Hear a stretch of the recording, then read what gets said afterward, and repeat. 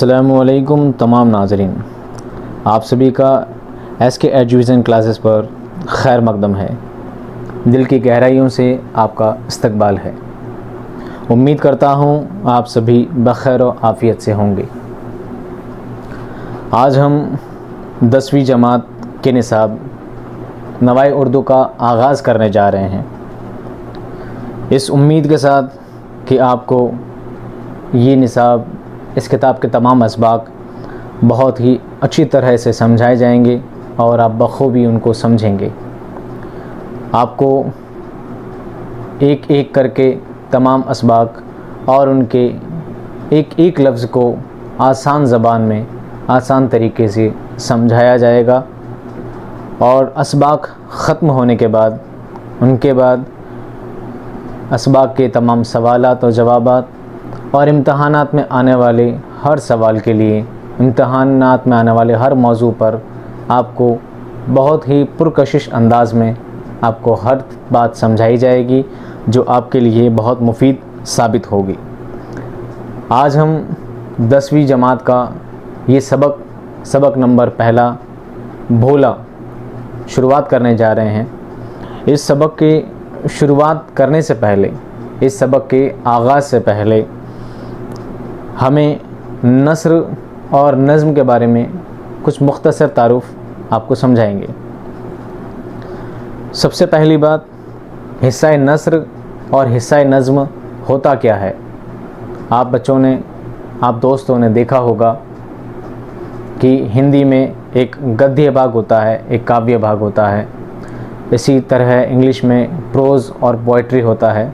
उसी तरह उर्दू में एक नस्र होता है, एक नज़्म होता है। नस्र में भी कई तरह की सिन्फ़ें आती हैं और नज़्म में भी कई तरह की सिन्फ़ इस्तेमाल की जाती हैं। नज़्म में गज़ल, मसनवी, कसीदा, मरसिया और भी दीगर सिन्फ़ों को शामिल किया गया है। और नस्र में अफ़साना, सवाने, ड्रामा, आप बीती वग़ैरह वग़ैरह मज़मून शामिल किए जाते हैं। आपके निसाब में जो शामिल हैं उन नस्रों में अफ़साना, सवाने, ड्रामा, आप बीती और मज़मून शामिल किए गए हैं। ये सिन्फ़ क्या हैं, इनके नाम और इनका थोड़ा सा तारुफ़ सबसे पहले हम आपको समझाएंगे। सबसे पहले है अफ़साना। अफ़साना को कह सकते हैं शॉर्ट स्टोरी, बहुत ही कम अल्फाज में और हिदायत के तौर पर छोटी छोटी कहानियों को अफ़साना कहा जाता है। दूसरा है सवाने। सवाने का मतलब होता है जीवनी, किसी एक मखसूस शख्स के ऊपर उसके ज़िंदगानी में बीते हुए तमाम हालात को अल्फाज में पेश करना सवाने कहलाता है। तीसरा होता है ड्रामा। ड्रामा को आप कह सकते हैं हिंदी में नाटक, जिसमें मुकालमे लिखे जाते हैं। ड्रामे में जो भी किरदार इस्तेमाल किए गए हैं, जो भी किरदार मुंतखब किए गए हैं, उन किरदारों के हिसाब से, उन किरदारों के चुने हुए अल्फाजों को उस अंदाज़ में लिखना कि उससे किरदार की शख्सियत ज़ाहिर हो जाए, यही एक अच्छे ड्रामे की पहचान है।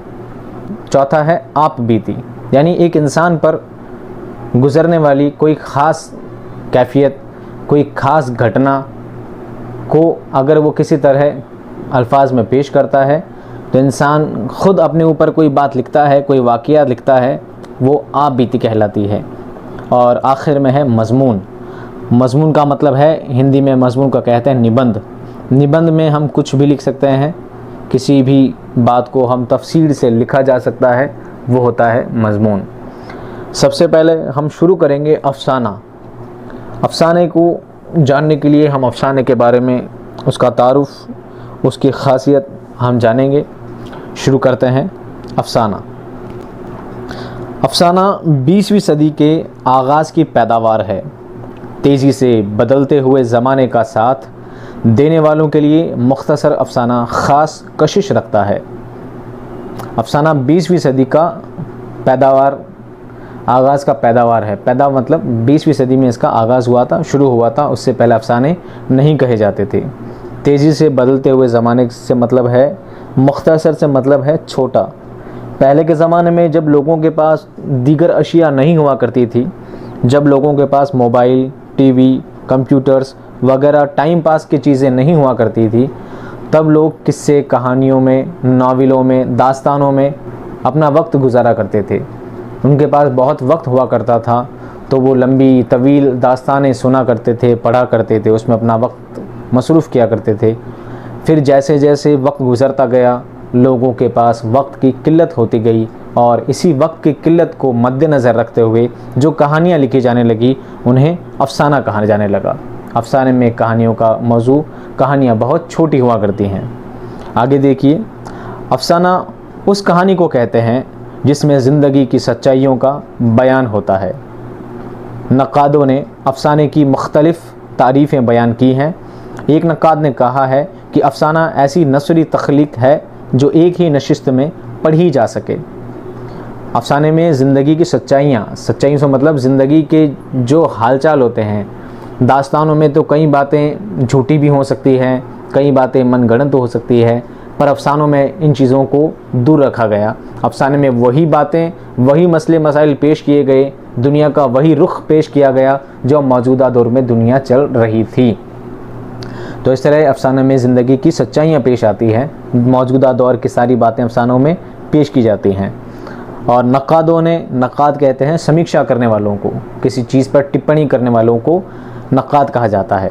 तो नक्काद कहते हैं कि ये ऐसी तख्लीक है, एक ऐसा मौजू है अफ़साना जिसके ऊपर एक ही नशिस्त में से पढ़ा जा सकता है। नशिस्त यानी एक ही बार में इसको इंसान पढ़ सकता है। ये इतने तवील नहीं होते कि इंसान को बार बार इसके लिए वक्त निकालना पड़े।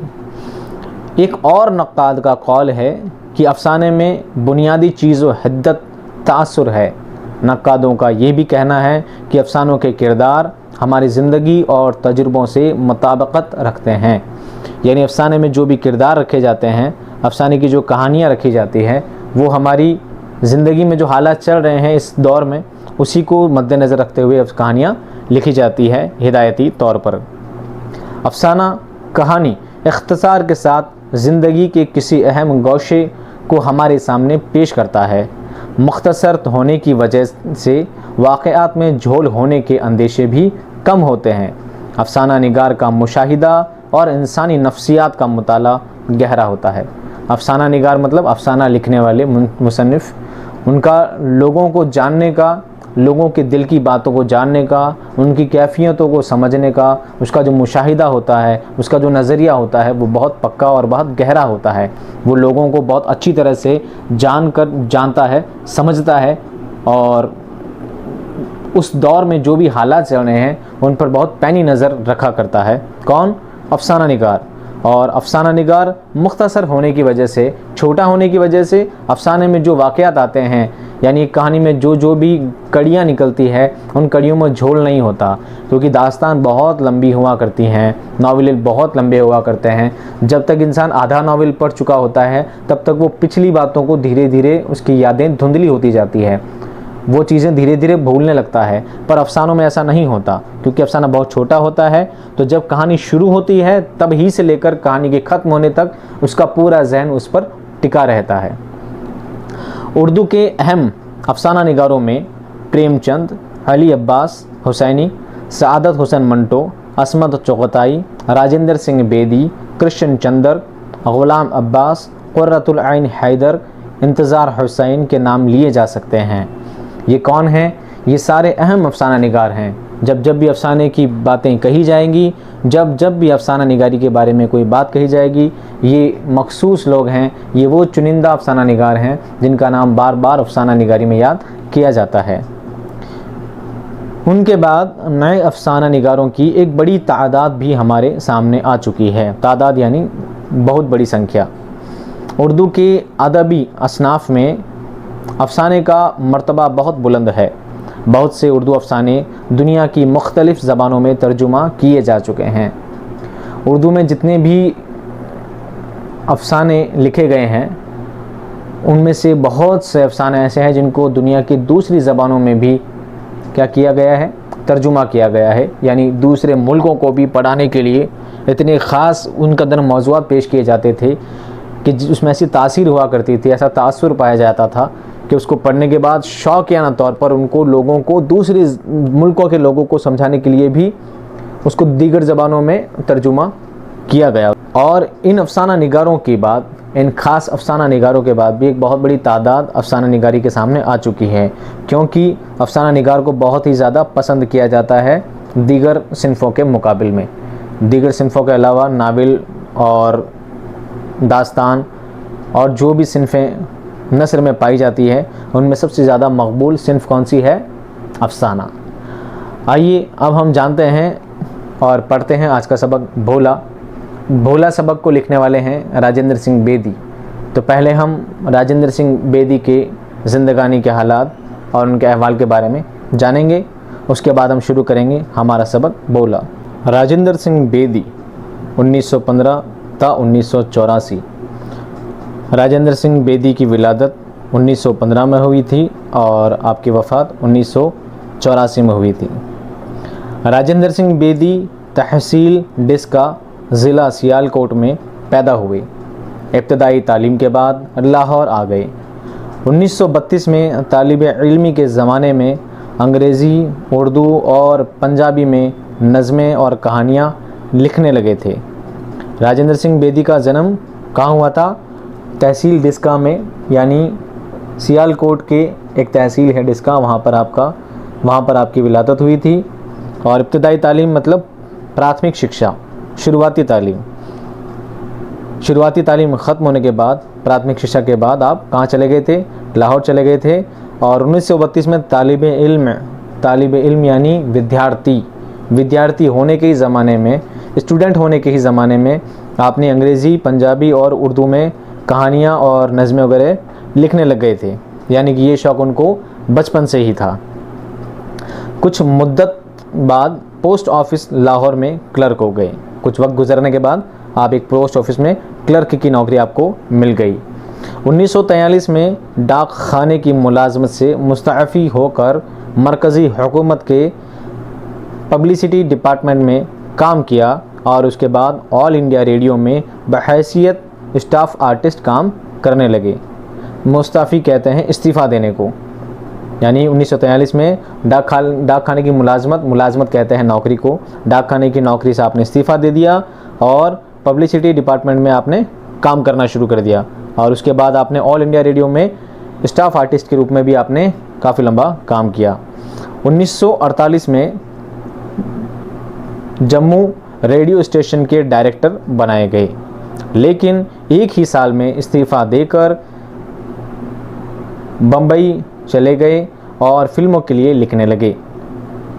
यानी कि जम्मू रेडियो स्टेशन में भी आपने डायरेक्टर के रूप में काम किया, एक डायरेक्टर की हैसियत से काम किया, लेकिन वहाँ भी आपने ज़्यादा काम नहीं किया और एक साल बाद ही आपने वहाँ से इस्तीफ़ा दे दिया।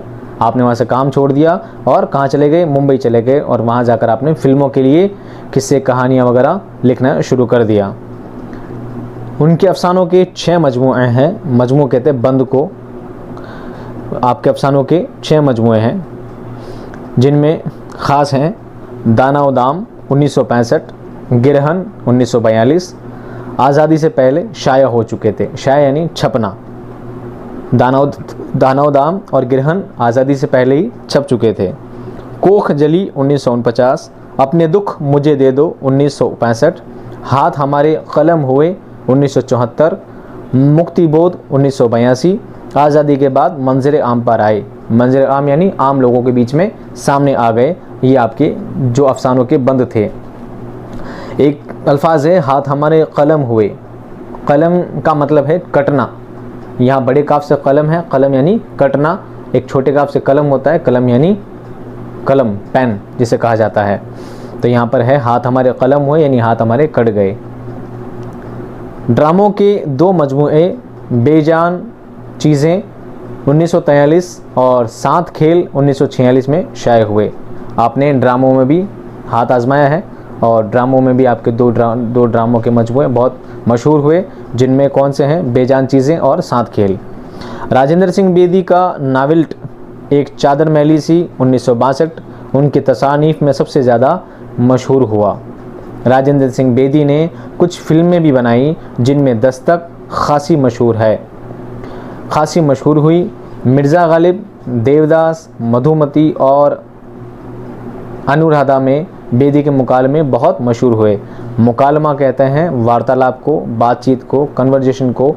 यहाँ मुकालमे से मुराद है डायलॉग्स। फिल्मों में जो डायलॉग्स लिखे जाते हैं उसमें भी राजेंद्र बेदी ने अपना हाथ आजमाया है और उनकी काफ़ी सारी फिल्में मशहूर भी हुई हैं, जिनमें कुछ फिल्मों का नाम यहाँ पर दिए गए हैं। दस्तक, मिर्ज़ा गालिब, देवदास, मधुमती और अनुराधा आपकी ख़ास फिल्मों में से हैं। आपने नॉवेल्ट में भी हाथ आजमाया है। एक चादर मैली सी आपका जो नॉवेल्ट है वो बहुत ही ज़्यादा मशहूर हुआ है। बेदी के अफसानों में एक हमदर्द इंसान की नरमी और दर्दमंदी है। वो हर चीज़ को गहरी नज़र से देखते हैं। बेदी ने अपने अफसानों में नई तशबीहें, नए इस्तिआरे और किनाये वज़ा किए। तशबीह इस तरह कहते हैं बात को वज़नदार पेश करना की जो हैसियत होती है, बात को अलग ढंग से एक मौसर अंदाज में पेश करने का ढंग, यही कहलाता है तशबीह और इस्तिआरे। तो बेदी का जो लिखने का तरीका था, जो उनका लिखने का सलीका था, वो बहुत ही अलग ढंग का था, जो कि हर इंसान को, पढ़ने वाले को बहुत ही ज़्यादा तासुर पैदा करता था और उनसे काफ़ी कुछ हिदायत हासिल करने की उसके दिल में दिलजोई पैदा हो जाया करती थी। अब हम सबक को शुरू करेंगे। हमारा पहला सबक का नाम है भोला। मैंने माया को पत्थर के एक कूजे में मक्खन रखते देखा। कूजा कहते हैं मिट्टी का बर्तन, जिसको कुंडा भी कह सकते हैं, कुल्हड़ कह सकते हैं। ये कहानी है एक भोला नाम के मासूम बच्चे की, जिसके वालिद साहब का इंतकाल हो चुका है और वो अपनी माँ के साथ और अपने दादा के साथ रहा करता है। ये कहानी है बाअल्फाज उनके दादाजी के ऊपर। उनके दादाजी इस कहानी को बयान कर रहे हैं और अपने प्यारे पोते भोला की तारीफ़ें कर रहे हैं। तो इस कहानी के अल्फाज को इस तरह पेश किया गया है कि जैसे उनके दादा ये सारी आप बीती बता रहे हों। तो मैंने माया को पत्थर के एक कूजे में मक्खन रखते देखा। मैंने से मुराद है भोला के दादाजी ने। माया यानी भोला की माता। भोला की माता को क्या रखते देखा? एक पत्थर के एक कूजे में, एक मिट्टी के एक बर्तन में मक्खन रखते हुए देखा। छाछ की खटास को दूर करने के लिए माया ने कूजे में पड़े हुए मक्खन को कुएं के साफ पानी से कई बार धोया। इस तरह मक्खन के जमा करने की कोई ख़ास वजह थी। ऐसी बात अमूमन माया के किसी अजीज़ की आमद का पता देती थी। यानी कि दादाजी बता रहे हैं कि जब जब इस तरह मक्खन जो उठाने की बात आती थी, इस तरह जब भी कूजे में मक्खन रखा जाता था, तो इसका मतलब यही था कि अमूमन का मतलब आम तौर पे, इसका मतलब यही हुआ करता था कि माया के घर से, उसके परिवार से कोई उसका अजीज़ यानी उसका ख़ास इंसान उसके घर से जिससे वो मोहब्बत रखती हो, ऐसा कोई शख्स आने वाला है, तभी ये काम किया जा रहा है, इसका वो अंदाज़ा लगा लिया करते थे। हाँ, अब मुझे याद आया, 2 दिन के बाद माया का भाई अपनी बेवा बहन से राखी बंधवाने के लिए आने वाला था।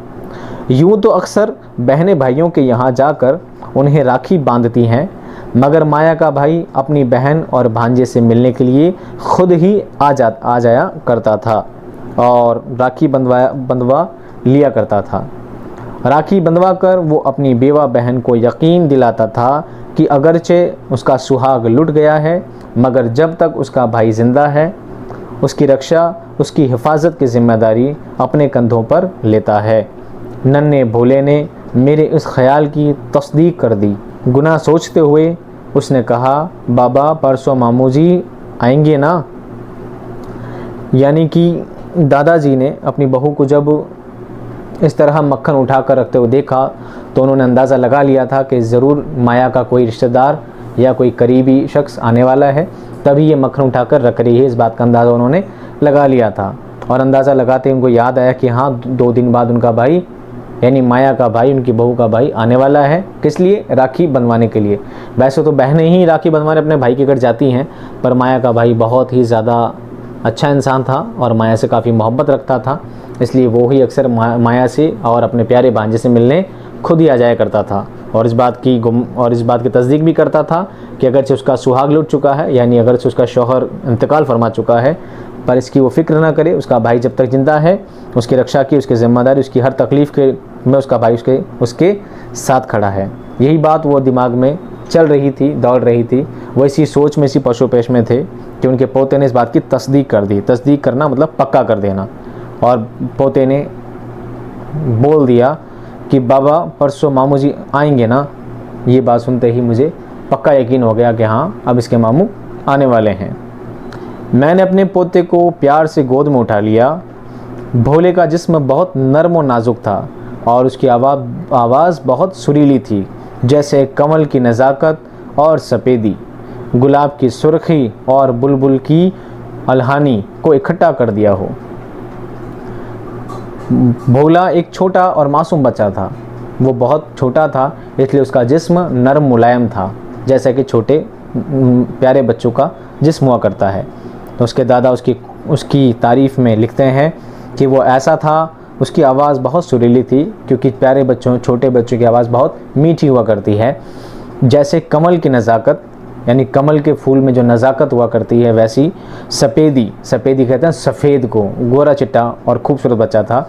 गुलाब की सुर्खी, जिस तरह गुलाब सुर्ख यानी लाल हुआ करता है, ऐसी उसके चेहरे पर लालिमा हुआ करती थी। बुलबुल की अलहानी, अलहानी कहते हैं सुरीली आवाज़ को, बुलबुल के जैसी उसकी आवाज़ सुरीली थी, प्यारी आवाज़ थी। अगरचे भोला मेरी लंबी और घनी दाढ़ी से घबराकर मुझे अपना मुंह चूमने की इजाज़त न देता था, ताहम मैंने ज़बरदस्ती उसकी सुर्ख गालों पर प्यार की मोहरत, उसके सुर्ख गालों पर प्यार की मोहर सिबत कर दी। मैंने मुस्कुराते हुए कहा, भोले तेरे मामू जी तेरी माता जी के क्या होते हैं? भोले ने कुछ तामुल के बाद जवाब दिया, मामू जी। यानी कि दादाजी फरमा रहे हैं, भोला बहुत प्यारा बच्चा था और जब भी मैं उसके गाल चूमने की कोशिश करता था तो मेरी घनी दाढ़ी की वजह से वो मुझसे डर जाया करता था और मुझे चूमने की इजाज़त नहीं दिया करता था। पर फिर भी मैंने ज़बरदस्ती उसकी गालों पर प्यार की मोहर लगा दी, यानी मैंने उसकी गाल चूम लिया। मोहर सिबत करना यानी निशान कर देना। और मैंने मुस्कुराते हुए भोले से पूछा कि तेरे मामू जी तेरी माता जी के क्या लगते हैं? तो भोले ने, जो कि बचपन वाले जवाब होते हैं, प्यारे अंदाज में कहा, मामू जी, क्योंकि बच्चे को इस चीज़ के बारे में कुछ पता नहीं था। माया ने अस्तवित्र पढ़ना छोड़ दिया और खिलखिलाकर हंसने लगी। माया क्या पढ़ रही थी? गीता का पाठ कर रही थी। और जब भोले के मुंह से ये बात सुनी कि भोले के मामू जी उसके भी मामू जी, तो ये बात सुनकर उसको हंसी आ गई और खिलखिलाकर हंसने लगी। खिलखिलाकर यानी ज़ोर ज़ोर से। मैं अपनी बहू के इस तरह खुलकर हंसने पर दिल ही दिल में बहुत खुश हुआ। माया बेवा थी, बेवा मतलब विधवा थी, और समाज अच्छे कपड़े पहनने और खुशी की बात में हिस्सा लेने से भी रोकता था। किसे? बेवा को। एक विधवा को समाज में अच्छी नज़र से भी नहीं देखा जाता और उस पर कई तरह की पाबंदियां लगा दी जाती हैं। मैंने बारहा मतलब बार बार माया को अच्छे कपड़े पहनने, हंसने खेलने की तलकीन करते हुए समाज की परवाह करने के लिए कहा था। तलकीन यानी समझाइश। मैंने कई बार माया को बोला था, जो हो गया सो हो गया, हमें इस समाज की परवाह नहीं करनी चाहिए, बल्कि तुम अच्छे कपड़े पहना करो, हंसी खुशी रहा करो और आराम से ज़िंदगी गुजारा करो।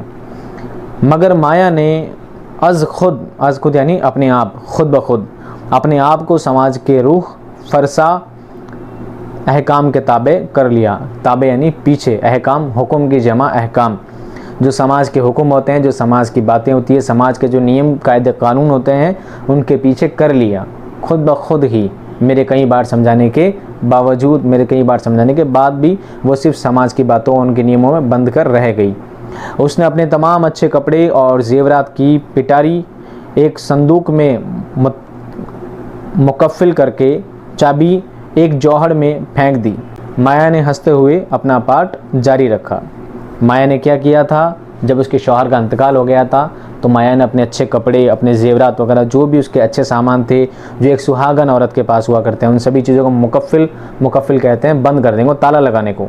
संदूक यानी पेटी, एक पेटी संदूक में बंद कर दिया, ताला लगा दिया और उसकी चाबी को क्या किया? एक जौहड़ कहते हैं छोटे तालाब को या गड्ढे को, पोखर जिसको कहा जाता है, उसमें ले जाकर उसकी चाबी फेंक दी और माया ने हंसते हंसते अपना पाठ पढ़ना वापस शुरू कर दिया। जो वो गीता पाठ कर रही थी उसी को हंसते हंसते वापस शुरू करने लगी। हरि हर हरि हर हरि हर हरि, मेरी बार क्यों देर इतनी करी। ये गीता पाठ चल रहा था जो कि माया पढ़ रही थी। फिर उसने अपने लाल को प्यार से बुलाते हुए कहा, बोले तुम नन्ही के क्या होते हो। भाई, भोले ने जवाब दिया। उसी तरह तेरे मामू जी मेरे भाई हैं।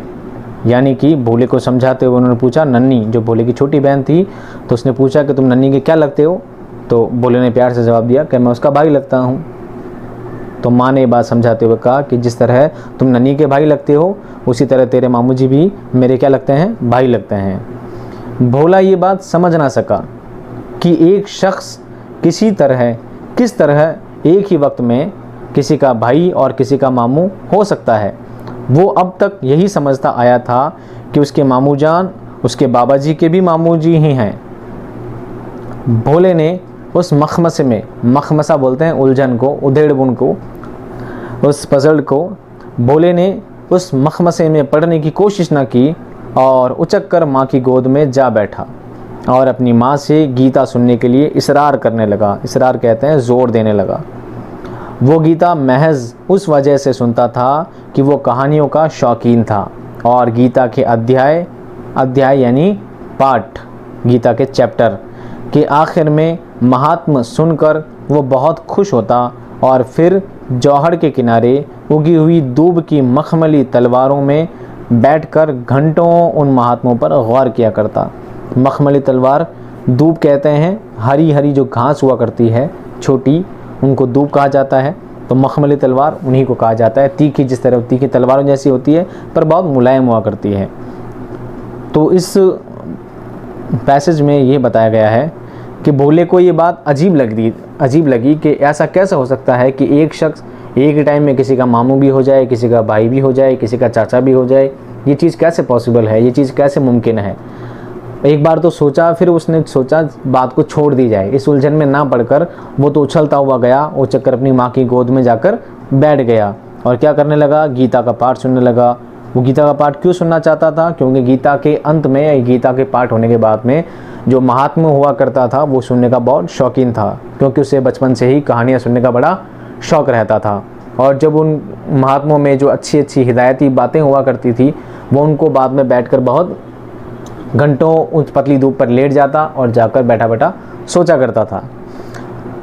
मुझे दोपहर को अपने घर से 6 मील दूर अपने मज़रओं में पहुंचना होता था। मज़रओं मतलब खेती बाड़ी में, जहाँ पर उनका खेत हुआ करते थे।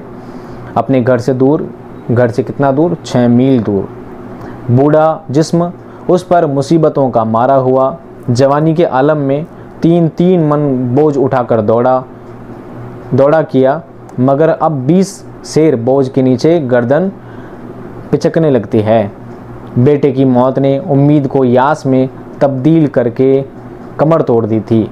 अब मैं भोले के सहारे ही जीता था, वरना दरअसल तो मैं मर चुका था। दादाजी ये बात दोहरा रहे हैं कि अब मुझे अपने घर से 6 मील दूर खेती बाड़ियों में जाना था और वहाँ पर कुछ काम करना था। अब बूढ़ा जिस्म मुसीबतों का मारा हुआ था, अब मैं बूढ़ा हो चुका था। जवानी में 3-3 मन, 3 मन का मतलब होता है, एक मन में होता है 40 किलो, 3 मन का मतलब 120 किलो वज़न में उठाकर दौड़ लिया करता था, भाग लिया करता था। क्योंकि जवानी में हर इंसान बड़ा मजबूत हुआ करता है, उसके आज़ा बहुत मजबूत हुआ करते हैं, उसमें बहुत हिम्मत हुआ करती है। लेकिन अब क्या है, वो बूढ़ा हो चुका है। अब इस बुढ़ापे में 20 सेर यानी 20 किलो बोझ भी उससे नहीं उठाया जा सकता, और 20 सेर बोझ भी उठाने पर गर्दन पिचकने लगती है, यानी गर्दन में दर्द, शदीद दर्द होने लग जाता है कंधों में। बेटे की मौत ने उम्मीद को यास कर दिया, यानी उम्मीद को अब तकलीफ़ों में बदल दिया। जब तक बेटा ज़िंदा था तो बहुत उम्मीदें होती है, एक बाप को अपने बेटे से काफ़ी उम्मीदें होती है कि जब बड़ा होगा, जवान होगा तो मेरा सहारा बनेगा। लेकिन बूढ़े की औलाद जब मर चुकी तो अब बूढ़ा अपने आप को बहुत कमज़ोर और असहाय महसूस करने लगा था। अब उसका पोता ही था जो उसकी ज़िंदगी में थोड़ी खुशियों के चिराग लाया करता था। उसके बेटे की मौत के बाद अब वो पोते से ही खुश रहा करता था। इस तरह वो कह चुका है कि मैं तो कब से ही मर चुका होता, अगर मेरा पोता ना होता तो मैं तो कब से ही मर चुका होता, बस अब पोते की हंसी खुशी देखकर मैं ज़िंदा हूँ। रात को मैं थकान की वजह से बिस्तर पर लेटते ही ऊँघने लगा। ज़रा तवक्कुफ़ के बाद माया ने मुझे दूध पीने के लिए आवाज़ दी। मैं अपनी बहू की सआदतमंदी पर दिल ही दिल में बहुत खुश हुआ और उसे सैकड़ों दुआएं देते हुए मैंने कहा, मुझ बूढ़े की इतनी परवाह ना किया करो बेटा। भोला अभी तक न सोया था। उसने एक छलांग लगाई और मेरे पेट पर चढ़ गया। बोला, रात को थकान की वजह से दिन भर बूढ़े ने जितना भी काम किया था उस काम की वजह से और बुढ़ापे की वजह से उसको बहुत थकान होने लगी थी। ज़रा तवक्कुफ़ कहते हैं कुछ वक्फे के बाद, कुछ देर के बाद उसकी बहू ने उसे दूध ला कर दिया। वो उसकी बहू की सआदतमंदी का मतलब होता है बहू के अच्छे अखलाक से बहुत खुश हुआ और उसे बहुत सैकड़ों दुआएं देने लगा कि मेरी बहू कितनी अच्छी है जो मेरा इस बुढ़ापे में भी ख्याल रखती है। तो मैंने उसे इतने प्यार से कह दिया कि बेटा मेरी इतनी परवाह ना किया करो, अब मैं बूढ़ा हो चुका हूँ तो मुझे इन चीज़ों की ज़रूरत नहीं है, मेरा इतना ख्याल रखने की ज़रूरत नहीं है। भोला भी अभी तक सोया नहीं था तो वो चक्कर अपने दादाजी के पेट पर चढ़ गया। और भोला ने क्या बोला, बाबा जी आप आज कहानी नहीं सुनाएंगे क्या? नहीं बेटा, मैंने आसमान पर निकले हुए सितारों को देखते हुए कहा, मैं आज बहुत थक गया हूँ, कल दोपहर को तुम्हें सुनाऊंगा। भोले ने रूठते हुए जवाब दिया, मैं तुम्हारा भोला नहीं बाबा, मैं माता जी का भोला हूँ।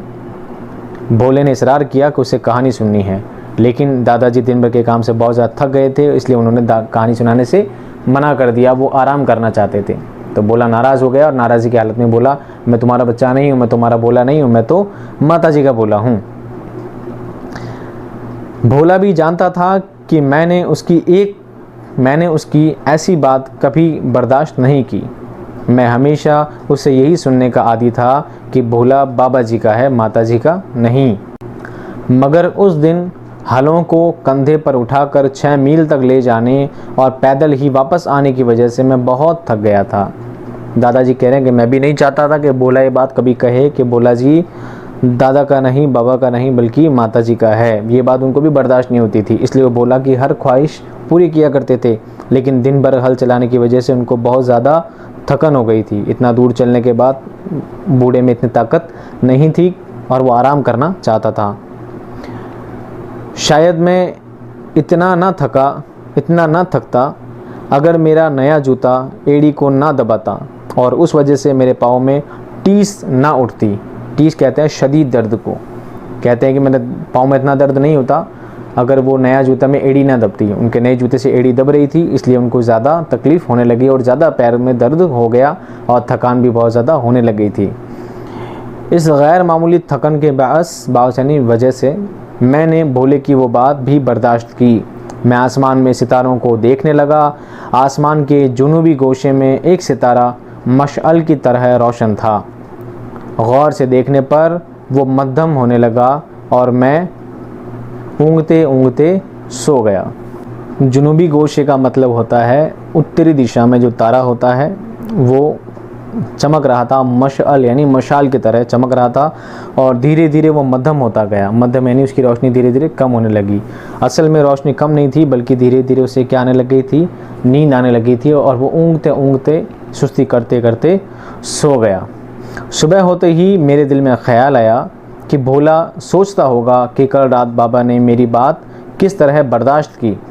मैं उस ख्याल से लरज़ गया कि भोले के दिल में कहीं ये ख्याल ना आया हो कि अब बाबा मेरी परवाह नहीं करते।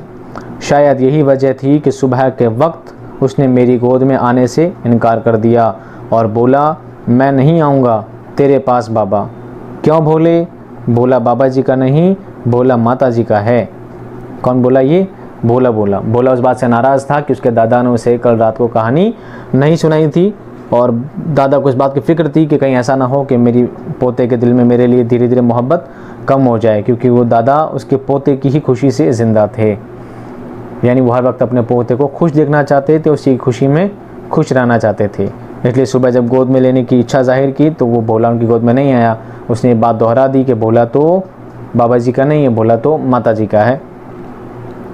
मैंने भोले को मिठाई के लालच से मना लिया और चंद ही लम्हात में भोला बाबा जी का बन गया। लम्हात कहते हैं, लम्हे की जमा है लम्हात यानी पल, और कुछ ही पलों में मैंने भोले को अपनी तरफ मना लिया। किस तरह? मिठाई के लालच से, क्योंकि बच्चे मिठाई के शौकीन हुआ करते हैं। तो उन्होंने मिठाई का लालच दिया कि मैं तुम्हें मिठाई दिलाऊंगा, और थोड़ी देर में भोला बाबा जी का हो गया, जो थोड़ी देर पहले माता जी का था, और अपनी नन्ही टांगों के गिर्द मेरे जिस्म से लिपटे हुए कंबल को लपेटने लगा। माया हरिहर स्तोत्र पढ़ रही थी। फिर उसने पाँव भर मक्खन निकाला और उसे कूजे में डालकर कुएं के साफ पानी से छाछ की खटास को धो डाला। अब माया ने अपने भाई के लिए सेर के करीब मक्खन तैयार कर लिया था।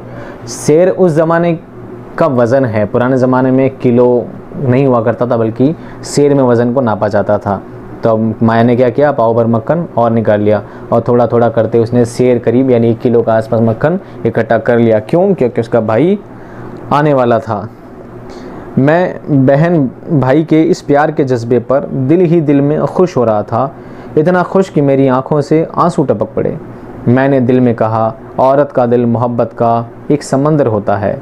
माँ, बाप, बहन, भाई, खाविंद, बच्चे, सब से वो बहुत ही प्यार करती है, और इतना करने पर भी वो ख़त्म नहीं होता। खाविंद कहते हैं शौहर को, पति को। तो इस बात से दादाजी बहुत खुश हुए कि इन बहन भाइयों में कितना प्यार है, कितनी अच्छी बात है, और उनके प्यार को देखकर उनकी खुशी के आंसू मेरी आंखों से टपक गए कि औरत का दिल एक क्या होता है, समुंदर होता है, मोहब्बत का समुंदर। यानी एक औरत सभी से बहुत प्यार करती है, घर की सारी जिम्मेदारियां औरत के ऊपर ही होती है, और वो अपने पूरे घर वालों से सभी से बहुत मोहब्बत रखती है, सभी के सारे काम किया करती है, सभी से मोहब्बत से पेश आती है। और इतना पेश आने के बाद भी, इतनी मोहब्बत देने के बाद भी औरत के दिल से मोहब्बत कभी ख़त्म नहीं होती। उसके लिए किसी का भी प्यार कभी कम नहीं पड़ता। यानी किसी भी तरह औरत के दिल से प्यार में इस तरह फ़र्क नहीं किया जा सकता है कि वो अपने शौहर से ज़्यादा मोहब्बत करती है, बच्चों से ज़्यादा करती है, या अपने परिवार से ज़्यादा करती है, और सभी से बहुत मोहब्बत से पेश आया करती है। इसलिए दादाजी ने ये बात दोहराई कि औरत का दिल तो एक मोहब्बत का समुद्र हुआ करता है। एक दिल के होते हुए भी वो सबको अपना दिल दे देती है। भोले ने दोनों हाथ मेरे गालों की झुर्रियों पर रखे, माया की तरफ से चेहरे को हटाकर अपनी तरफ कर लिया और बोले, बाबा तुम्हें अपना वादा याद है ना? किस बात का बेटा? तुम्हें आज दोपहर को मुझे कहानी सुनानी है। हाँ बेटा, मैंने उसका मुंह चूमते हुए कहा। यानी जब मैं माया को देख रहा था तो मेरी निगाहें माया पर टिक गई थी, उस भाई बहन के प्यार पर टिक गई थी। तो भोला ने मेरे गाल को पकड़ा और मेरा मुंह इधर घुमाया और बोला कि आपको वादा याद है? कौन सा वादा? कहानी सुनाने वाला। तो दादा ने उसका मुंह चूमते हुए बोला, हाँ बेटा, मुझे आपका वादा याद है। ये तो भोला ही जानता होगा कि उसने दोपहर के आने का कितना इंतज़ार किया। भोले को इस बात का इल्म था कि बाबा जी के कहानी सुनाने का वक्त वही होता है जब वो खाना खाकर उस पलंग पर जा लेटते हैं, जिस पर वो बाबा जी या माता जी की मदद के बगैर नहीं चढ़ सकता था। चुनांचे वक्त से आध घंटे पेशतर ही उसने खाना निकलवाने पर इसरार शुरू कर दिया। मेरे खाने के लिए नहीं, बल्कि अपनी कहानी सुनने के चाव से। यानी भोला कहानी सुनना चाहता था, इसलिए वो जल्दी जल्दी मचा रहा था कि किसी तरह भोले को पता था कि दादाजी कहानी कब सुनाते हैं, जब दादाजी खाना खा रहे होते हैं पलंग पर बैठ कर, उस वक्त दादाजी कहानी सुनाया करते हैं। तो भोला बार बार जिद करने लगा, जल्दी खाना निकालो, जल्दी खाना निकालो।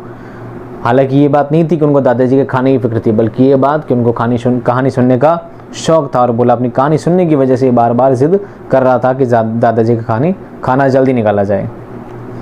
मैंने मामूल से आध घंटे पहले खाना खा लिया।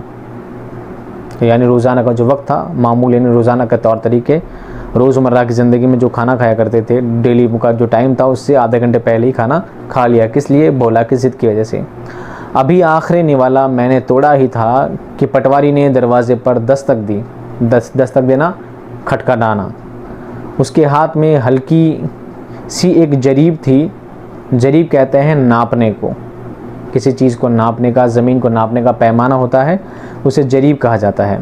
पटवारी कौन होता है? सरकारी मुलाजिम हुआ करता है, जो कि ज़मीनों का हिसाब किताब रखा करता है। उसने कहा कि खानकाह वाले कुएं पर आपकी ज़मीन को नापने के लिए मुझे आज ही फुर्सत मिल सकती है, फिर नहीं। पटवारी ने ज़िद की। खानकाह कहते हैं किसी पीरो मुर्शिद का इबादत की जगह को खानकाह कहा जाता है। तो कह रहे थे कि पटवारी ने कहा कि मुझे आज ही फुर्सत मिलेगी, उसके अलावा फुर्सत नहीं मिलेगी। तो चलिए मैं आज आपका खानका के पास में कुएं वाली जो ज़मीन है उसको आप नाप लेता हूँ, आज के बाद मुझे वक्त नहीं मिल पाएगा। दालान की तरफ नज़र दौड़ाई तो मैंने देखा भोला चारपाई के चारों तरफ घूम कर बिस्तर बिछा रहा था। बिस्तर बिछाने के बाद उसने एक बड़ा सा तकिया भी एक तरफ रख दिया और पायंती पर पाँव उड़ाकर चारपाई पर चढ़ने की कोशिश करने लगा, क्योंकि चारपाई ऊंची थी, उससे चढ़ा नहीं जा रहा था, फिर भी चढ़ने की कोशिश कर रहा था। पायंती कहते हैं जिस तरफ पलंग पर एक तरफ सर रखा जाता है, जिधर तकिया रखा जाता है, दूसरा हिस्सा जिस तरफ पाँव हुआ करते हैं, उस जगह को पायंती कहा जाता है। अगरचे भोले का इसरार मुझे जल्दी रोटी खिलाना और बिस्तर बिछाकर मेरी तवाज़े करना अपनी खुदगर्जी पर मबनी था, ताहम मेरे ख्याल में आया आखिर माया का बेटा ही है ना, ईश्वर उसकी उम्र दराज करे। दादाजी ये कह रहे हैं कि उसने जल्दी जल्दी बिस्तर बिछाए, जल्दी जल्दी बिस्तर तैयार किए, पलंग को एकदम ढंग से तैयार किया मेरे आराम करने के लिए, पर ऐसा नहीं था, वो आराम करवाना नहीं चाहता था, बल्कि उसे तो कहानी सुनने का शौक़ था और वो अपनी कहानी सुनने की वजह से सब काम जल्दी जल्दी कर रहा था। और ये बात मुझे सुनकर, ये बात देखकर मुझे हैरत तो नहीं हुई, मुझे पता था वो माया का बेटा है, यानी वो मेरी बहू का बेटा है। जिस तरह मेरी बहू जितना मेरा ख्याल रखती है तो उसका भी ख्याल रखना वाजिब है। मैंने पटवारी से कहा तुम खानका वाले कुएं की तरफ चलो और मैं तुम्हारे पीछे पीछे आ जाऊंगा। जब भोले ने देखा कि मैं बाहर जाने के लिए तैयार हूँ तो उसका चेहरा इस तरह मध्यम पड़ गया जिस तरह गुज़िश्ता शब आसमान के एक कोने में मशाल की मानिंद रोशन सितारा मुसलसल देखते रहने की वजह से मांद पड़ गया था। माया ने कहा, मुसलसल यानी लगातार। जब उसको पता लग गया था कि दादाजी यहाँ से जाने वाले हैं, पटवारी ने बुला लिया है, दादाजी का बुलावा आ गया है और अब उसे कहानी नहीं सुनाई जाएगी, तो उसका चेहरा धीरे धीरे फीका पड़ने लगा, मध्यम पड़ने लगा। कैसे? जैसे कल रात को सितारा जो चमक रहा था उत्तर की दिशा में, जिस तरह उस सितारे की रोशनी धीरे धीरे मध्यम होती जा रही थी, वैसे ही उसका चेहरा भी धीरे धीरे मध्यम पड़ रहा था। इस बात पर माया ने कहा, बाबा जी इतनी भी क्या जल्दी है, खानका वाला कुआं कहीं भागा तो नहीं जाता, आप कम से कम आराम तो कर लें। ये बात किसने कही?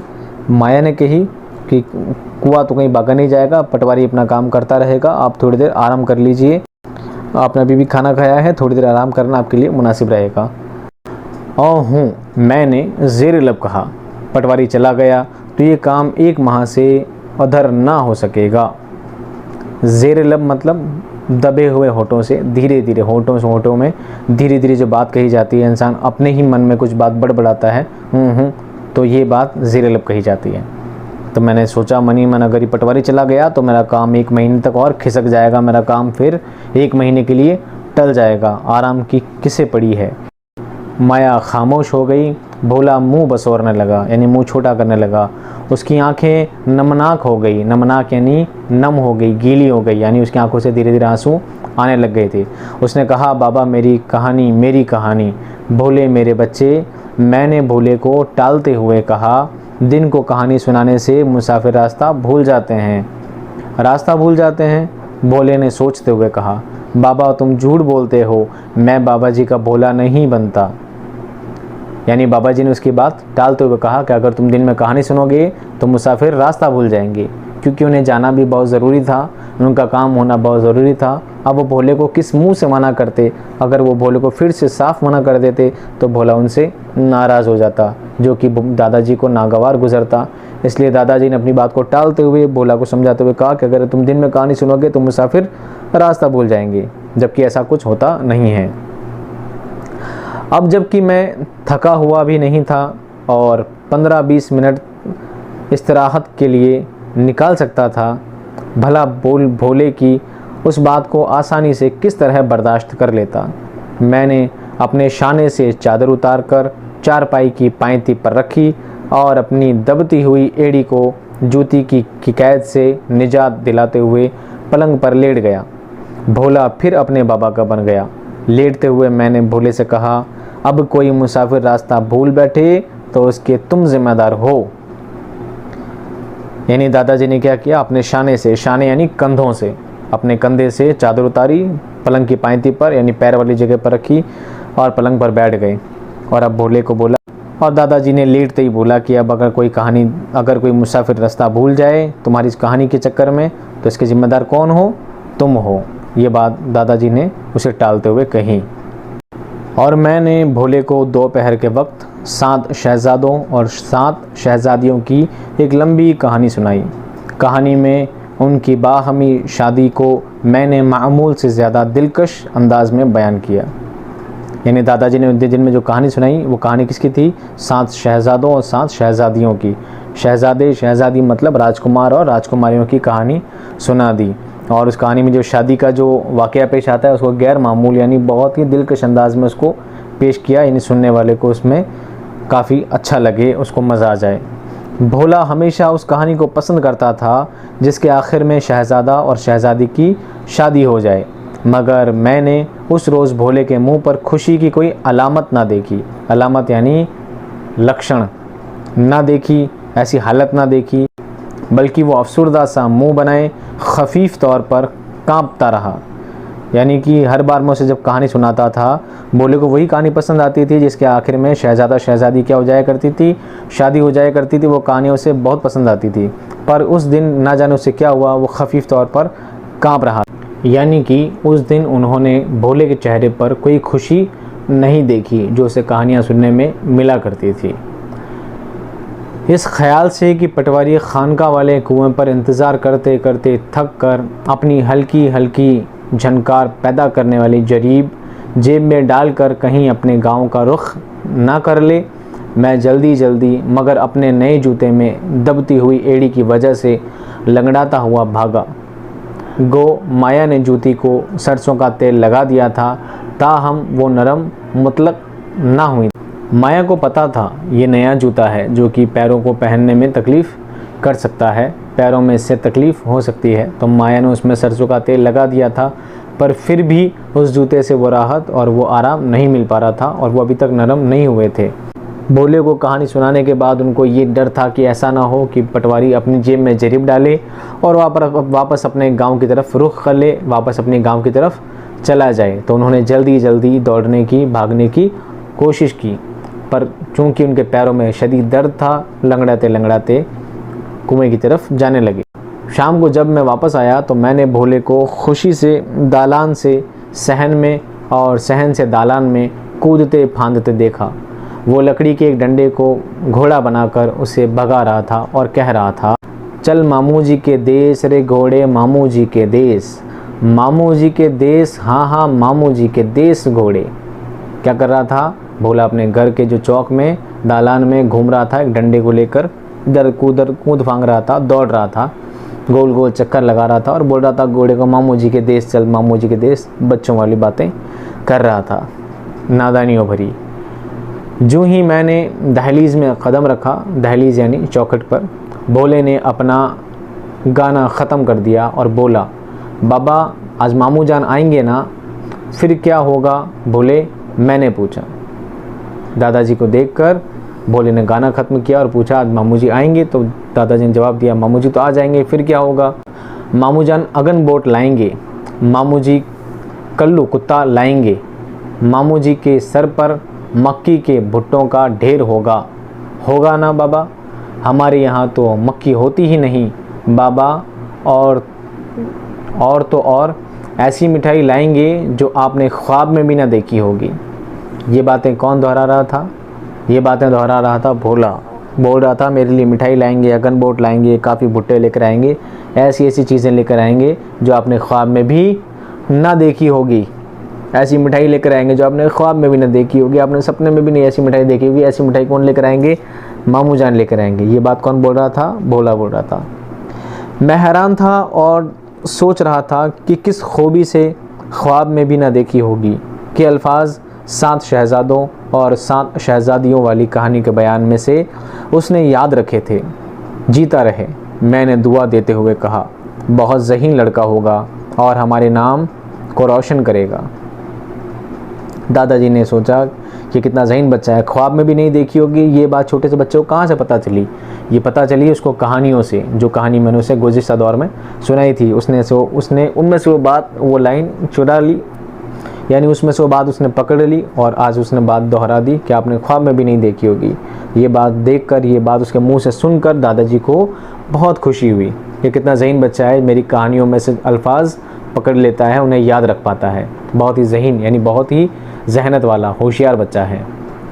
शाम होते ही भोला दरवाजे में जा बैठा ताकि मामू जी की शक्ल देखते ही अंदर की तरफ दौड़े और पहले अपनी माता जी को और मुझे अपने मामू जी के आने की खबर सुनाए। यानी भोला शाम को कहाँ बैठ गया? दरवाजे पे जाकर बैठ गया। क्यों? मामू जी का इंतज़ार करने के लिए। ये मामू जी आए तो अंदर चिल्लाता, मामू जी आ गए, मामू जी आ गए, ऐसा करने की उसकी इच्छा। दियों को दिया सलाई दिखाई गई। दियों यानी दीपक, दिया सलाई कहते हैं माचिस, दिया सलाई। जूं जूं रात का अंधेरा गहरा होता जाता, दियों की रोशनी ज़्यादा होती जाती। मुतफक्किराना लहजे में माया ने कहा, मुतफक्किराना यानी फ़िक्र के लहजे में माया ने कहा कि बाबा जी भैया अभी तक नहीं आए, किसी काम की वजह से ठहर गए होंगे। मुमकिन है कोई ज़रूरी काम आ पड़ा हो। राखी के रुपए डाक में भेज देंगे, मगर राखी, हाँ राखी की कहो, उन्हें अब तक तो आ जाना चाहिए था। बहन बोल रही है कि उसे फ़िक्र होने लगी थी कि उसके भाई जब शाम तक नहीं आए, देर रात तक भी भाई जब घर तक नहीं लौटे, उनके घर नहीं आए थे, तो उनको फ़िक्र होने लगी कि क्या पता उनका कोई ज़रूरी काम आ गया होगा या कोई ख़ास वजह हो गई होगी जिसलिए वो अपने घर रुक गए होंगे और शायद आज निकले ही नहीं होंगे।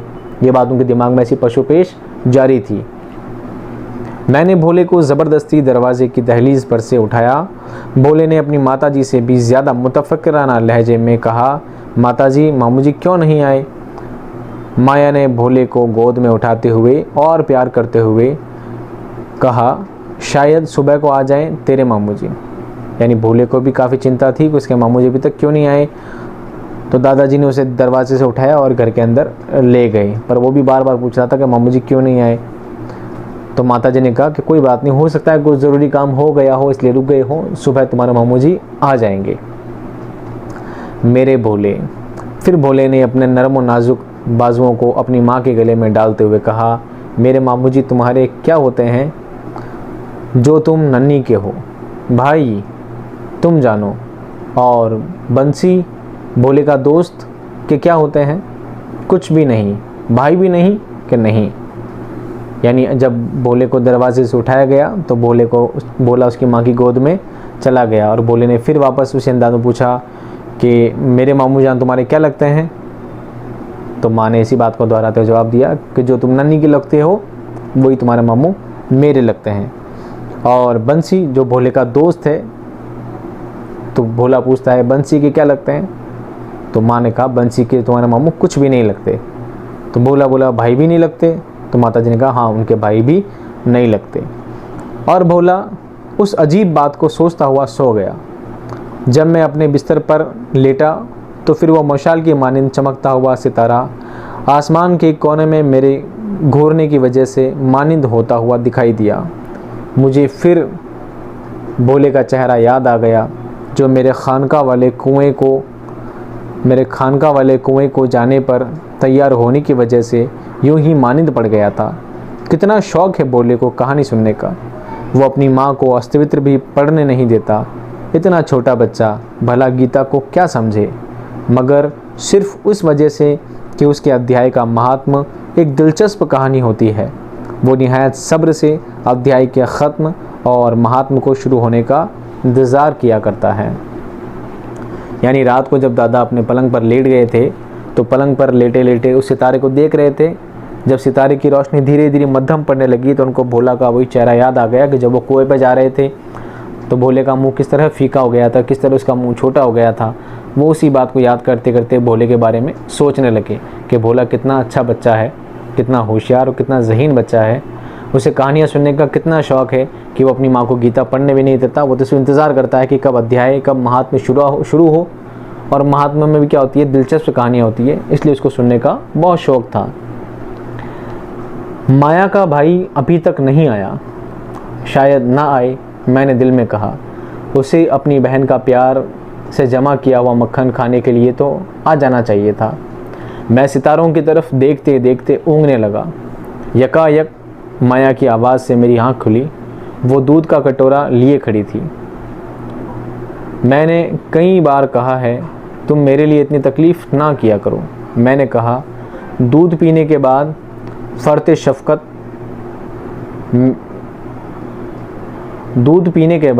फरते शफ़क़त से मेरे आंसू निकल आए। हद से ज़्यादा खुश होकर मैं माया को यही दुआ दे सकता था ना कि वो सुहागवती रहे। कुछ ऐसा ही मैंने कहना चाहा, मगर उस ख्याल के आने से कि उसका सुहाग तो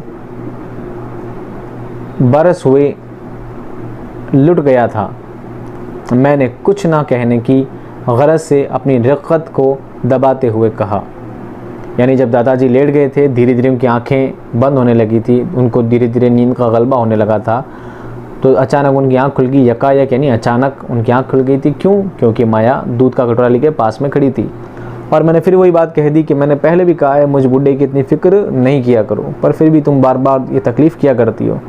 और फ़र्त शफ़क़त यानी मोहब्बत से मेरी आंखों में क्या आ गए? आंसू आ गए, इस बात से कि उनकी बहू इतनी सेवा करती है। ऐसी सेवा वाली बहुएं अब नहीं मिला करती। वो बहुत धनी है कि उनको ऐसी सुहागवती, ऐसी सेवा भावी बहू मिली जो उनकी इतनी खिदमत किया करती है। अब वो चाहते, उस बहू को बहुत दुआएं देना चाहते थे कि सुहागवती रहे, सुहागवती जिसका शौहर ज़िंदा हो, जिसे सुहागन कहा जाता है कि सदा सुहागन रहो। पर क्या करे कि उसका शौहर तो काफ़ी बरस पहले ही इंतकाल फरमा चुका है, मर गया है। और मैं रोना चाहता था। रिक़्क़त कहते हैं रोने जैसी हालत। वो रोना आ रहा था, पर वो बहू के सामने टूटना नहीं चाहते थे, बहू को और दुखी नहीं करना चाहते थे, इसलिए अपनी रोने जैसी हालत को काबू करके चुपचाप बैठे रहे।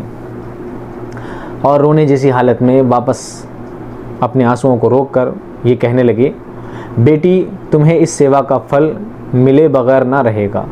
उनकी ये दुआ रही कि जो तुम मेरे लिए खिदमत करती हो, ईश्वर या अल्लाह ताला तुम्हें भी इसकी जज़ा ज़रूर देगा। फिर मेरे पहलू में बिछी हुई चारपाई पर से बोला नन्ही को, जो कि उसके साथ ही सो रही थी, परे ढकेलते हुए, आंखें मलते हुए उठा। उठते ही उसने कहा, बाबा मामू जी अभी तक क्यों नहीं आए? आ जाएंगे बेटा, सो जाओ, वो सुबह सवेरे आ जाएंगे। यानी भोला को भी नींद नहीं आ रही थी, उसकी आँख बार बार खुल रही थी इस फिक्र में कि उसे अपने मामू जी से मिलना था। और उसने उठते ही पूछा कि मामू जी अभी तक क्यों नहीं आए? तो बाबा जी ने फिर जवाब दे दिया, सुबह सुबह आ जाएंगे, तुम आराम से सो जाओ। अपने बेटे को अपने मामू के लिए इस कदर बेताब देखकर माया भी कुछ बेताब हो गई। बेताब यानी बेचैन हो गई।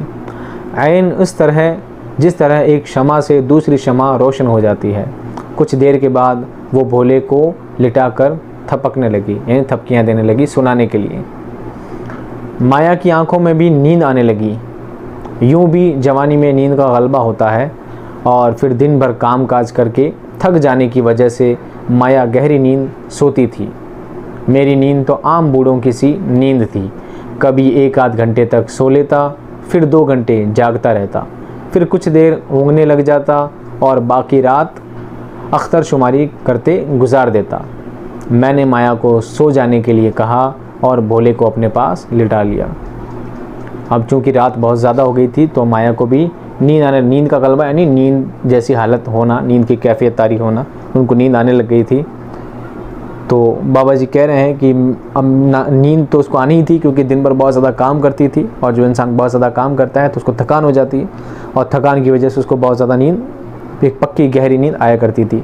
और मैं तो बूढ़ा था, क्योंकि बूढ़े लोगों को नींद कम आया करती है, तो कभी 2 घंटे सो जाता, 2 घंटे सुस्ता लेता, फिर 2 घंटे करवट बदलता रहता। ऐसे ही मेरी रात पूरी गुजरती रहती, और कभी कभी अख्तर शुमारी करते गुजरती। अख्तर कहते हैं सितारों को, शुमारी कहते हैं गिनने को। अख्तर शुमारी का मतलब होता है सितारे गिनना, यानी रात उनकी सितारे गिनने में ही कट जाया करती थी। तो मैंने माया को भी सो जाने के लिए कहा कि तुम भी जाओ और माया अपने बच्चे को लेकर जाओ और सो जाओ। बत्ती जलती रहने दो, सिर्फ धीमी कर दो। मेले की वजह से बहुत से चोर चकार इधर उधर घूम रहे हैं, मैंने सोई हुई माया से कहा। यानी माया जब बिस्तर पर लेट चुकी थी तो बाबा जी ने कहा कि बत्ती को मंदा कर दो, थोड़ा धीमा कर दो और बत्ती जलने रहने दो, यानी घर में अंधेरा मत करो, क्योंकि मेले की वजह से अभी काफ़ी चोर इधर उधर घूम रहे हैं, तो घर में कोई हादसा पेश ना आए, इसलिए घर में थोड़ा उजाला ही रहने दो। सबसे बड़ी बात ये थी कि इस दफ़ा मेले पर जो लोग आए थे उनमें ऐसे आदमी भी थे जो कि नन्हे नन्हे बच्चों को अगवा करके ले जाते थे। अगवा करना यानी अपहरण करना, किडनैप करना। इस बार मेले में जो चोर उचक्के आए थे वो बच्चों को किडनैप कर लिया करते थे, बच्चों को अगवा कर लिया करते थे। पड़ोस के एक गांव में एक ऐसी वारदातें हुई थी, वारदात यानी घटना हुई थी, और इसीलिए मैंने भोले को अपने पास लिटा लिया। मैंने देखा भोला जाग रहा था, उसके बाद मेरी आंख लग गई। यानी जब तक वो जग रहे थे तो देख रहे थे कि भोला भी जाग रहा है। भोला तो इसी फिक्र में है कि उसके मामू जी क्यों नहीं आए, उसके दिमाग में तो वही बात अभी तक चल रही है। पर भोले को देखते देखते उनकी आंख लग गई और बाबा जी को नींद आ गई। थोड़ी देर के बाद जब मेरी आंख खुली तो मैंने बत्ती को दीवार पर ना देखा। घबरा कर हाथ पसारा तो मैंने देखा कि भोला भी बिस्तर पर ना था। मैंने अंधों की तरह दरो दीवार से टकराते और ठोकरें खाते हुए तमाम चारपाइयों पर देखा। माया को जगाया, घर का कोना कोना छाना, भोला कहीं न था। माया हम लुट गए, मैंने अपना सर पीटते हुए कहा। यानी अचानक रात को जब दादाजी की आँख खुली तो दादाजी क्या देखते हैं कि घर में अंधेरा हो गया है। अंधेरा क्यों हो गया? क्योंकि जो बत्ती लटका रखी थी, जो लालटेन लगा रखी थी, जिससे घर में थोड़ा उजाला हो रहा था, वो उजाला भी नहीं रहा। आज जब उन्होंने बिस्तर पर हाथ पांव इधर मारा तो देखा कि भोला भी पास में नहीं है, और इस बात से वो घबरा गए और इधर उधर अंधेरे में इधर उधर धक्के खाते हुए टकराते हुए सीधे कहाँ गए? माया के पास। और माया को जगा कर बोले कि हम लुट गए। क्यों लुट गए? क्योंकि घर का कोना कोना छान मारा और घर में कहीं भी भोला नज़र नहीं आया। माया माँ थी, उसका कलेजा जिस तरह शक हुआ ये कोई उसी से पूछे। अपना सुहाग लुटने पर उसने इतने बाल ना नोचे थे जितने कि उस वक्त नोचे। उसका दिल बैठा जा रहा था और वो दीवानों की तरह चीखें मार रही थी। पास पड़ोस की औरतें शोर सुनकर जमा हो गई और भोले की गुमशुदगी की खबर सुनकर रोने पीटने लगी। जब घर में ये हालात आ गए, जब घर में पता लगा कि भोला कहीं नहीं है, तो सबको इस बात का डर सताने लगा कि हो सकता है कि जो मेले में जो चोर उचक्के लोग आए हुए हैं, जो बच्चों को अगवा कर लेते हैं, हो सकता है वही लोग बच्चों को अगवा या भोला को अगवा करके ले गए होंगे। इस बात से भोला की माँ का, माया का दिल बैठा जा रहा था, यानी बहुत गमनाक हो गई थी और चिल्लाने लगी, रोने पीटने लगी। इतना रोने पीटने लगी जितना उसका शौहर जब इंतकाल कर चुका था तब भी वो इतना नहीं रोई पीटी थी जितना कि भोले के गुमशुदगी पर, भोले के गुम हो जाने पर रोने लगी थी। आसपास की औरतें भी जब ये शोर सुना कि उसके घर में से रोने पीटने की आवाज़ आ रही है तो वो लोग भी घर में आ गए। आसपास की औरतें भी घर में आई और वो औरतें भी रोने पीटने लग गई। मैं औरतों से ज़्यादा पीट रहा था। आज मैंने एक बाजीगर को अपने घर के अंदर घूरते भी देखा था, मगर मैंने परवाह नहीं की थी। आह, वो वक्त कहाँ से हाथ आए। मैंने दुआएं की कि किसी वक्त का दिया काम आ जाए, मिन्नतें मानी कि भोला मिल जाए। वही अंधेरे घर का उजाला था, उसी के नाम से, उसी के दम से मैं और माया जीते थे, उसी के आस से हम उड़े फिरते थे। वही हमारी आँखों की बीनाई और वही हमारे जिस्म की तवानाई था, उसके बगैर हम कुछ न थे। भोले की गुमशुदगी के बारे में जब घर में सारी बात उड़ गई तो भोले के दादा को, बाबा जी को बहुत ज़्यादा दुख हुआ और वो दुआएं करने लगे, मिन्नतें करने लगे कि कभी मैंने कोई नेक काम किया हो तो अल्लाह ताला वो नेक काम सुन ले और मेरी इस नेकी के बदले मुझे मेरा भोला वापस लौटा दे। क्योंकि वही उनके घर में एक चिराग था, यानी भोला से ही घर में खुशियाँ थी। भोला नहीं होने पर एक विधवा बहू और डोकरे की, एक बूढ़े इंसान की क्या कहानी थी। वो दोनों तो अधूरे थे। तो वही उनकी आंखों की बीनाई था। बीनाई कहते हैं रोशनी को, और जिस्म की तवानाई, तवानाई यानी ताकत को, क्योंकि भोला ही घर में सबसे चंचल इंसान हुआ करता था, क्योंकि भोला ही के दम से घर में खुशियाँ रहा करती थी। मैंने घूम कर देखा, माया बेहोश हो गई थी। उसके हाथ अंदर की तरफ मुड़ गए थे। नसें खिंची हुई और आंखें पतराई हुई थी और औरतें उसके नाक बंद करके एक चमचे से उसके दांत खोलने की कोशिश कर रही थी। यानी कि क्या हुआ था, बेटे की गुमशुदगी से उसको एक गहरा सदमा लगा था और माया सदमे की वजह से क्या हो गई थी, बेहोश हो गई थी। अब औरतें चमचे को मुंह में दबाकर उसके मुंह में चमचा डालकर उसका मुंह खोलने की कोशिश कर रही थी और उसको होश में लाने की कोशिश की जा रही थी और नसें खिंच गई थी, जिस तरह के इंसान को दौरा पड़ता है जिस तरह। मैं सच कहता हूँ, एक लम्हे के लिए मैं भोले को भी भूल गया। मेरे पाँव तले की ज़मीन निकल गई। एक साथ घर के दो बशर जब देखते देखते हाथों से चले जाएं तो उस वक्त दिल की क्या कैफियत होती है। मैंने लरसते हुए ईश्वर को बुरा भला कहा कि उन दुखों के देखने से पेशतर उसने मेरी ही जान क्यों न ले ली। आह, मगर जिसकी कज़ा आती है उसके सिवा किसी और का बाल तक बेका नहीं होता। यानी जब भोला की माँ माया भी बेहोश हो गई और बेहोशी से होश में आने जैसी हालत में नहीं थी, तो बाबा जी इस बात को देखकर डर गए कि ऐसा ना हो कि भोला की माँ को सदमे से दिल का दौरा पड़ जाए और वो भी खुदा की प्यारी हो जाए, यानी वो भी इंतकाल फरमा जाए। तो भोले के बाबा जी ने डरते डरते और एक गमनाक हाल के अंदर ईश्वर को बुरा भला कह दिया कि ये सब कुछ करने से पहले, ये सब कुछ देखने से पहले ही मेरी जान क्यों ना चली गई, मैं ही क्यों ना मर गया। मगर जिसकी कज़ा आती है, कज़ा यानी मौत, यानी जिसकी कज़ा आती है उसी का बाल बाका होता है, दूसरे का बाल बाका नहीं होता। यानी एक बाल तक नहीं मुड़ता बिना अल्लाह ताला की रज़ा मंदी के। तो ईश्वर जिसे चाहे उसे मौत दे और जिसे चाहे ज़िंदगी दे। करीब था कि मैं भी माया की तरह गिर पड़ूं कि माया होश में आ गई। मुझे पहले से कुछ सहारा मिला। मैंने दिल में कहा, मैं ही माया को सहारा दे सकता हूँ और अगर मैं ख़ुद इस तरह हौसला छोड़ दूँ तो माया किसी तरह नहीं बच सकती। मैंने हवास जमा करते हुए कहा। यानी धीरे धीरे जब उनको दोनों का सदमा दादाजी को खाए जा रहा था, सताए जा रहा था, तो धीरे धीरे दादाजी भी बेहोश होने ही वाले थे। पर जब वो बेहोश होने ही वाले थे उससे पहले ही माया को होश आ गया और दादाजी में थोड़ी हिम्मत वापस आई कि ठीक है, माया तो कम से कम ठीक हुई, अब सिर्फ भोला को ही ढूंढने की जिम्मेदारी बची है। और वो सोच रहे थे कि अगर मैं माया को हौसला नहीं दूंगा तो माया कैसे बचेगी, सिर्फ माया को हौसला देने वाला अब घर में बचा कौन है मेरे अलावा। तो दादाजी ने हिम्मत जुटाते हुए कहा, माया बेटी देखो, मुझे यूँ खाना ख़राब मत करो, हौसला करो। बच्चे अगवा होते हैं मगर आखिर मिल भी जाते हैं। बाजीगर बच्चों को मारने के लिए नहीं ले जाते, पाल कर बड़ा करके किसी काम में लाने के लिए ले जाते हैं। भोला मिल जाएगा। माँ के लिए ये अल्फाज बेमानी थे। मुझे भी अपने इस तरह सब्र करने पर गुमान हुआ।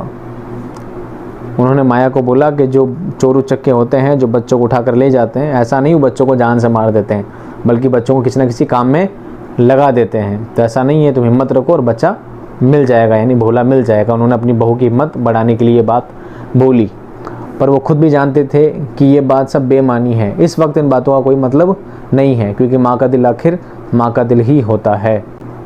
गोया मैं उस वजह से चुप हो गया हूँ कि मुझे माया के मुकाबले में भोले से बहुत कम प्यार है। मगर नहीं, मैंने कहा, आदमी को ज़रूर कुछ हौसला दिखाना चाहिए। उस वक्त आधी रात इधर थी और आधी उधर, जब हमारा पड़ोसी उस हादसे की खबर थाने में पहुंचाने के लिए, जो गांव से 10 कोस दूर शहर में था, रवाना हुआ। बाकी हम सब हाथ मलते हुए सुबह का इंतज़ार करने लगे ताकि दिन निकलने पर कुछ सुझाई दे। यानी रात बहुत ज़्यादा हो चुकी थी और देर रात तक हम करते भी तो क्या, इसलिए हम सब हाथ बांधे, यानी बिना कुछ किए घर में सुबह तक का इंतज़ार करने लगे कि जब सुबह होगी तो हम भोला को ढूंढने जाएंगे। लेकिन एक भला पड़ोसी जो कि पुलिस थाने चला गया। पुलिस थाना घर से कम 10 कोस दूर था लगभग, और ये लोग सुबह का इंतज़ार कर रहे थे। दफ़अतन दरवाज़ा खुला और हमने भोले के मामू को अंदर आते देखा। दफ़अतन यानी अचानक। ये सब जब सुबह का इंतज़ार कर रहे थे रात भर कोई सो नहीं रहा था, रात बहुत ज़्यादा हो चुकी थी, लेकिन इस बात का इंतज़ार कर रहे थे कि कब सुबह हो और कब हम भोले को ढूंढने जाएं। तभी अचानक क्या होता है, दरवाज़ा खुलता है और दरवाजे से कौन आते हैं, भोले के मामू अंदर आ जाते हैं। उसकी गोद में भोला था, उसके सिर पर मिठाई की टोकरियां और एक हाथ में बत्ती थी। हमें तो गोया दुनिया की तमाम दौलत मिल गई। माया ने भाई को पानी पूछा ना खैरियत, और उसकी गोद से भोले को छीनकर उसे चूमने लगी। तमाम अड़ोस पड़ोस ने मुबारकबाद दी। भोले के मामू ने कहा, अब क्या हुआ, अचानक रात को जब दरवाज़ा खुला तो दरवाजे से कौन आए, मामू जी आए। मामू जी के एक हाथ में बत्ती थी, लालटेन था, और एक हाथ में भोला गोद में था। उनके सर पर टोकरी थी मिठाइयों की। जो बात भोला दोहरा रहा था कि मामू जी मिठाई लाएंगे, सामान लाएंगे, वो सभी उनके हाथ में था और एक गोद में भोला था। अब चूंकि उनका भाई आया था तो पहले भाई की खैरियत पूछनी थी, उसे पानी पूछना था, उसके अहवाल पूछने थे। पर इस वक्त माया ने ऐसा कुछ नहीं किया, बल्कि उनकी गोद से भोला को छीन लिया और चूमने लगी। उनको ऐसा लगा जैसे उनको दुनिया की सारी दौलत मिल गई, क्योंकि हमें असल किसी भी चीज़ की कीमत तब पता लगती है जब वो चीज़ हमसे दूर हो जाया करती है। और वैसे भी भोला को माया और उसके बाबा जी बहुत प्यार किया करते थे, तो उनके लिए वो ही उनका सरमाया था, वो ही उनकी दौलत थी। आखिर में भोला के मामू जान ने ये कहा, मुझे किसी काम की वजह से देर हो गई थी। देर से रवाना होने पर शब की तारीकी में अपना रास्ता गुम कर बैठा था। शब कहते हैं रात को, तारीकी कहते हैं अंधेरे को। यानी मामू जी कह रहे थे कि मुझे किसी काम की वजह से देर हो गई थी, मैं लेट हो गया था, और जब मैं निकला तो आधे रास्ते में क्या हुआ, अंधेरा ज़्यादा हो गया था। तो अंधेरा ज़्यादा होने की वजह से मैं अपना रास्ता भूल गया था, गुम गया था। यकायक मुझे एक जानिब से रोशनी आती दिखाई दी। मैं उसकी जानिब बढ़ा। उस खौफनाक तारीकी में परस्पर से आने वाली सड़क पर भोले को बत्ती पकड़े हुए कांटों में उलझे हुए देखकर मैं शशदर रह गया, यानी हक्का बक्का रह गया। यानी कह रहे थे, जब मैं अंधेरे में इधर उधर रास्ता भटक गया था तो मैंने देखा एक जानिब कहते हैं तरफ, कि एक जानिब से मुझे क्या दिखा, एक उजाला दिखा, एक रोशनी दिखी। और जब रोशनी में देखा, मैं उस तरफ गया तो मैंने देखा कि भोला क्या है, एक झाड़ियों में फंसा हुआ है। और ये बात देखकर मैं हक्का बक्का रह गया कि इस जंगल में भोला यहाँ पर क्या कर रहा है। मैंने उस वक्त वहाँ होने का सबब पूछा तो उसने जवाब दिया। सबब कहते हैं वजह को। जब मैंने भोला से पूछा, तुम इतनी रात को उन झाड़ियों में फंस गए, तुम यहाँ पर कर क्या रहे हो, इतनी रात गए? तो भोले ने जवाब दिया, क्या जवाब दिया, कि बाबा जी ने आज दोपहर के वक्त मुझे कहानी सुनाई थी और कहा था कि दिन के वक्त कहानी सुनाने से मुसाफिर रास्ता भूल जाते हैं।